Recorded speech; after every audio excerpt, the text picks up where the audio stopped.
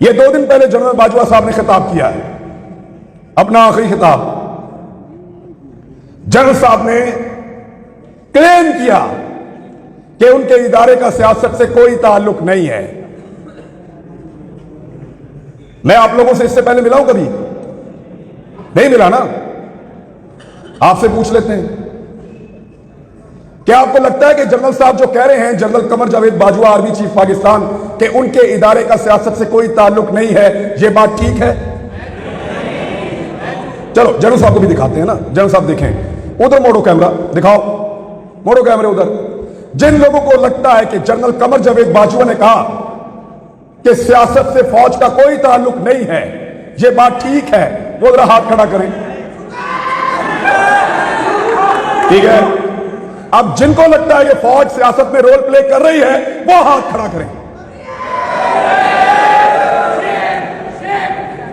لو general صاحب، یہ رہ گیا اعتبار آپ کا۔ نکلو باہر، پوچھو لوگ کس کی عزت کرتے ہیں، پتا کرو مارنے والوں کی عزت کر رہے ہیں یا مرنے والوں کی۔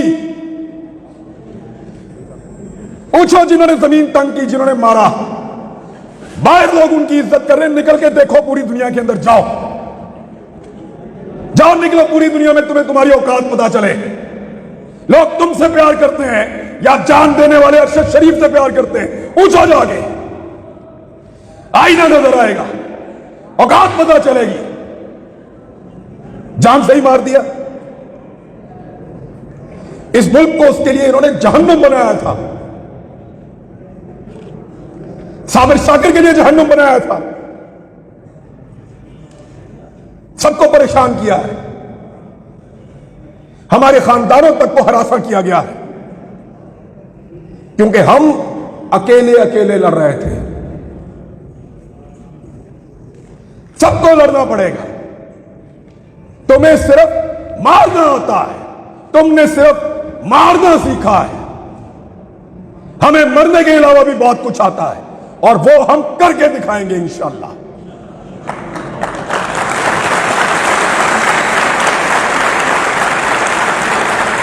یہ نہیں ہو سکتا کہ تم بند کمروں کے اندر فیصلے کرو کہ مجھے اس کی شکل پسند نہیں ہے، وہ میری بات نہیں سنتا، وہ میرے سے زیادہ مقبول ہو رہا ہے، وہ میرے مفاد کے رستے میں آ رہا ہے، وہ مجھے یہ نہیں دے رہا، وہ میرے کہنے کے اوپر یہ کام نہیں کر رہا، نکالو اس کو، دوسرا لے کر آئیں گے۔ کیوں؟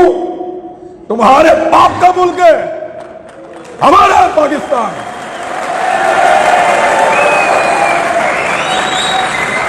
ہم فیصلہ کریں گے، ہم کریں گے، ہم آپ کریں گے، کسی کو بند کمرے کے اندر فیصلہ نہیں کرنے دیں گے۔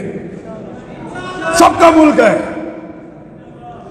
سب محب وطن ہیں، سب اس ملک کے وفادار ہیں۔ یہ جب مجھے انہوں نے گرفتار کیا، یہ مجھے لے کر گھسیٹتے تھے، کبھی ایک تھانے میں، کبھی دوسرے تھانے میں، کبھی تیسرے تھانے میں۔ ان کو لگتا تھا یہ مجھے ٹارچر کر رہے ہیں۔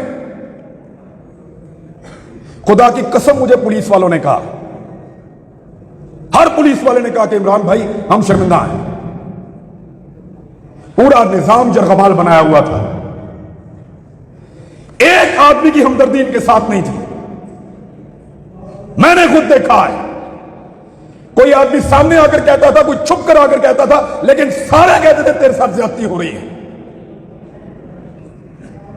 لیکن جس دن سب مل کر کہیں گے، آدم سواتی نے اکیلے بزرگ آدمی نے تمیز سکھا دی نا۔ آج دیکھا آپ نے، پہلے اس کو رات کے اندھیرے میں گرفتار کیا، رات کو آئے چوروں کی طرح، ڈاکوؤں کی طرح، اس کی فیملی کے سامنے اس کو مارا، ٹارچر کیا، ذلیل کیا، لے جا کر کپڑے اتارے، ویڈیو بنائی اور اس کو رسوا کیا۔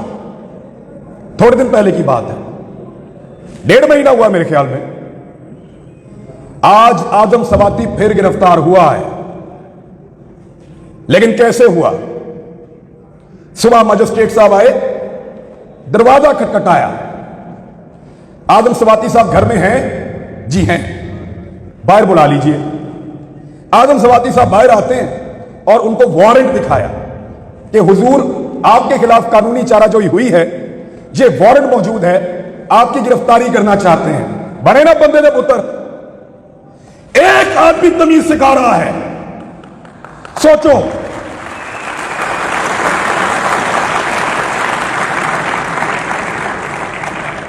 सोचो, एक 74 साल का आदमी तमीज सिखा रहा है। उसकी पॉलिटिकल पार्टी को भूल जाएं आप।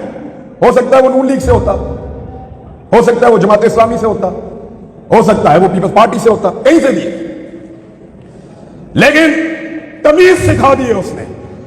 अब रात को नहीं आएंगे, कपड़े नहीं उतारेंगे, वो जुल्म नहीं करेंगे।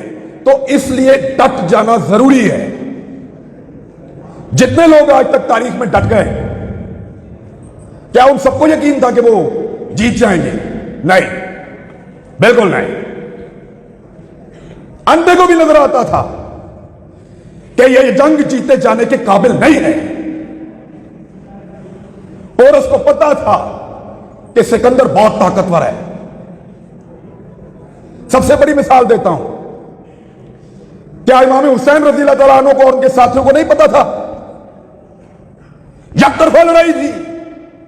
जरूरी नहीं है कि आपने सारी लड़ाइयां जीतनी हो, कुछ लड़ाइयां आपको सिर्फ लड़नी होती हैं, उनमें उतरना पड़ता है।